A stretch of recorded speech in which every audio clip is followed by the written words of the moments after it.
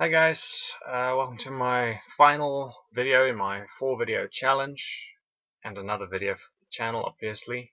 Alright, so for those who don't know, I put up a poll a few weeks back asking for a bit of help choosing between a top 10 anime or manga list or an anime or manga review. Somebody commented both and I thought, well, why not? You know, it's a challenge and I like a challenge, so as the title says, this is a review for the Mahou Sensei Negima anime review, or anime series, sorry. And this video is very much just going to be the anime as a standalone project. This is not going to be an anime versus manga video where I discuss, the different aspects of both, okay?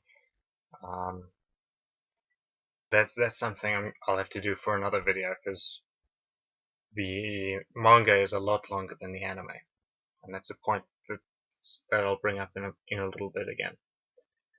Alright, so to start off, the anime series is based off of the manga by the same name that was written and illustrated by Ken Akamatsu. The series ran in 2005 for 26 episodes, and it follows the manga fairly closely up until sort of the last half of the series, where a lot of the events hadn't really taken place yet. They hadn't really been written out yet. So, it's very much just manga or anime only stuff. I'm getting confused and distracted here. So, first off, what's the story? Well, the central story is basically this 10-year-old mage, Negi Springfield, is a recent graduate of, magic school, and in order to get his final qualifications, I guess you could call them, he has to go to the normal world. He has to leave the magical world behind him and go out into the real world, or the normal world where the non-magical people live, and work as an English teacher in an all-girls middle school in Japan. Alright, so that's the central story, okay? And it's actually a very condensed version of it, but that's the central concept of it. That's the main story. Well, at least for the anime, anyway. The manga has several stories. I'm not really sure what to say about this thing. I mean, in terms of pros and cons, the story is relatable. We've all had that fish out of water experience where, where we're kind of thrown in at the proverbial deep end and we have to kind of just tread on water and hope that we can float, right? So as an audience, we really do feel for this this poor kid when he's suddenly thrown into this situation where he is very much he's supposed to be teaching kids who are at least 5 or 6 years older than him, well, 4 or 5 years older than him. So we've all had that kind of experience. The side characters are all unique and memorable in their own ways. And unlike in most series that are similar to this one, they aren't window dressing characters. A lot of the sort of school life comedy series like this, like Negima, are very much window dressing. They're just kind of there, you know. Um, they they're there to just sort of fill the scene and not really do anything, just sort of look pretty and smile and wave. In this case, they actually contribute something to the plot um, at some point or another. um, the artwork is nice to look at, and the pacing is a little bit slow, um, but when it gets going, it gets going. Um, and I mean, Ken Akamatsu really does have a comedic flair. Um, this series is legitimately funny. You know, so many series out there that run the same way that this one does. They rely on sight gags and misunderstandings and these corny one-liners, and it really becomes a bore to read. You know, um, this series, even though there are like numerous misunderstandings and sight gags and um, that kind of humor, it doesn't feel forced. You know, it feels very natural. Like these situations could actually happen, and that's what actually makes them. Um, it makes it a lot funnier when something actually does happen, because, as I say, it seems very natural, but because it seems so natural, you don't really expect it to happen. So when it does happen, you fall over laughing. Um, now, all of that said, there are some problems with this series, or at least from me personally. Um, and admittedly, a lot of these problems stream or come out of the anime's source material. Okay, so like I said at the beginning, the story to the anime follows the manga fairly closely until sort of the last half of it.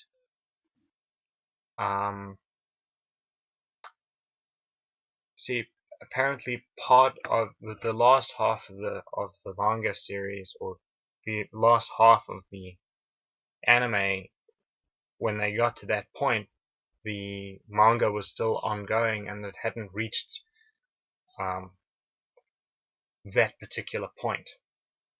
So they had to sort of come up with something different. At least that's the way I understand it. So there are a few moments, particularly towards the end of the series, that just don't really make sense. The story sort of deviates and it takes massive liberties, which, I mean, like I said, if they had to make something up to make it make sense, that would be understandable. But huge portions of the story are just sort of either condensed, like the school trip to Kyoto that they take, for example. In the anime series, it lasts, I think, maybe 2 or 3 episodes, you know, or something like that. And the manga, I believe, had 3 whole volumes dedicated to it. So talk about a condensed storyline. And in relation to that, characters are just randomly introduced. There's no sort of foreshadowing, there's no real build-up of any kind. They're just kind of there because they were in the manga series at this point in the story. So they just kind of show up and we're supposed to, I don't know, we're supposed to be like afraid of them or feel sorry for them or whatever. And I think that's partly because of how condensed the story was in certain places. I think that if the manga had been completed at that point, or if they had had more time or whatever it is, it would have made a little bit more sense.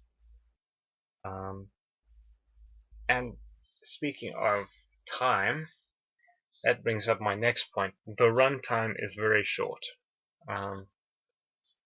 The manga series off of which this was based, or this anime series was based on, ran for 38 volumes. Okay, so in terms of chapters, that's 355 chapters. Okay, and the anime only ran for 26 episodes.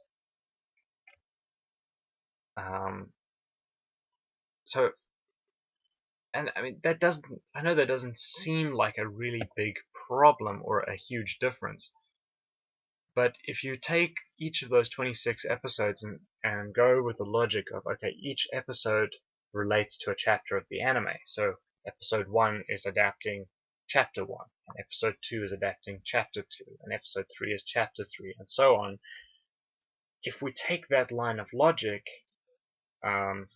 it would mean that they adapted 26 chapters out of a 355 chapter series. So that is, and I actually had to find a calculator to work this out, believe it or not. This is 7.3% of the whole series. So, as you can imagine, you know, a lot was left out.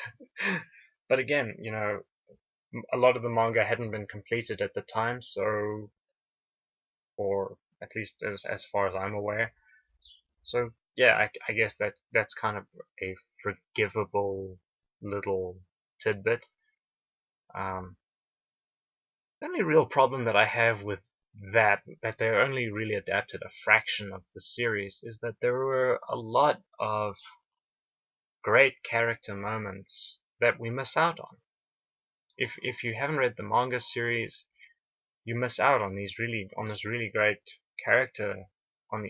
great character moments. And there was also just a lot of really cool like storylines that were left out. Never mind condensed, like the school trip, the Kyoto arc was. But I mean, in the manga they go through to the magic world, and they do a bit of time traveling, which they do in the anime series as well, but it's not quite the same.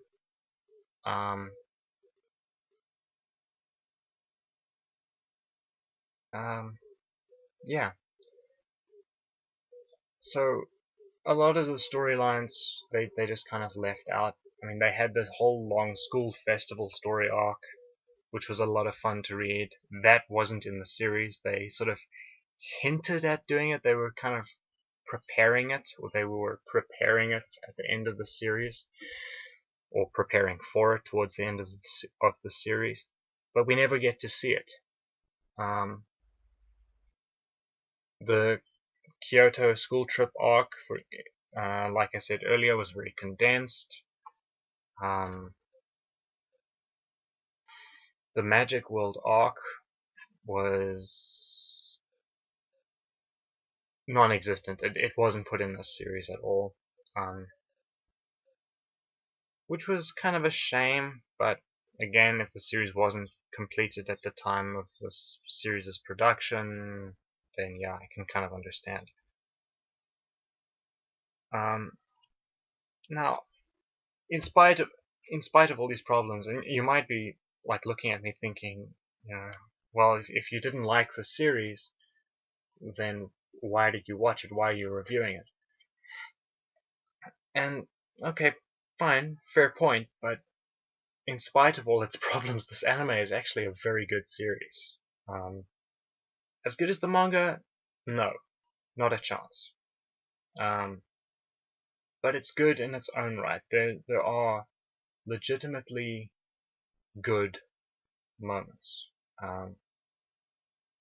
The pacing in the anime, in the manga, dragged in places, and it drags here as well, but not nearly as badly.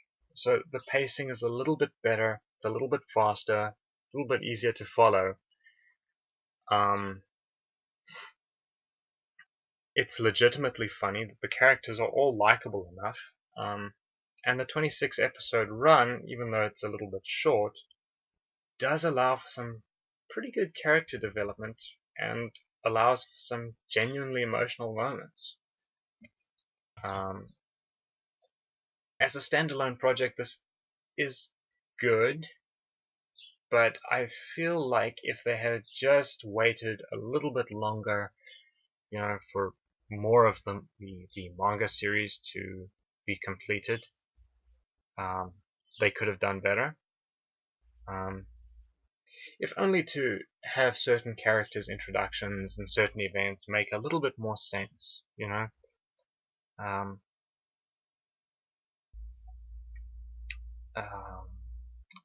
just trying to think now. Yeah, I think that's pretty much everything. So yeah, those are my thoughts on the Mahou Sensei Negima anime series. I understand that they did a couple of OVAs, and they've just done a sequel series or something that started coming out now, which follows the sort of grandchild of Negi Springfield. But I don't know if I'm gonna watch that. I don't know that that's really gonna be my thing. But yeah, this was definitely a series that I recommend if you're into this kind of thing. It's like with any series that has this kind of humor. The humor does or will fall flat for someone who isn't really into this kind of series. So that concludes my review. Let me know what you thought. Have you read this series? And if you have read the series, what did you think of it? If you haven't read the series, are you likely to read it? Why or why not? Did I miss anything in this review? And if so, did I miss any points? And if so, which points did I miss? You can leave all of that stuff, as always, in the comment section below, or on my on WordPress, on Twitter, on Facebook, on Instagram, on WordPress. You can leave your feedback in any of those places, and I have to be honest, guys. I look forward to reading feedback. So yeah, I'm very interested to see what you guys think. So definitely let me know. Now, I was going to share some plans for next year for the channel and for the website and for Instagram and Twitter and all of that.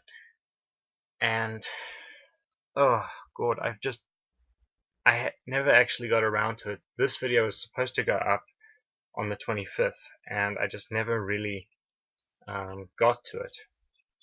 So I mean, yesterday was the 26th, so I'm still kind of coming down from a bit of a junk food high, actually. Courtesy of a lot of junk food that I got for Christmas, and so I haven't really had a lot of brain power for for making plans for next year's channel events and stuff like that. But that will be one of the first videos that I do for the new year. I do know that I intend to try balancing out my content a little bit more. And this last 4 videos was meant to close out the first run of episodes for the channel.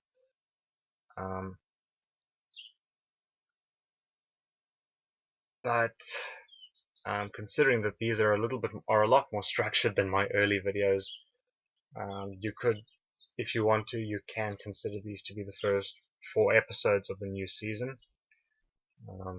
That's entirely up to you. But yeah, I'll get the plans for the New Year video up as soon as possible. Hopefully before the 1st of January. But until then, thank you guys so much for watching. I hope you all had a wonderful Christmas. I certainly had a lot of fun both on Christmas and yesterday after Christmas, and I had some fun going back over this anime series. And yeah, I guess I'll see you guys in the new year. So, cheers.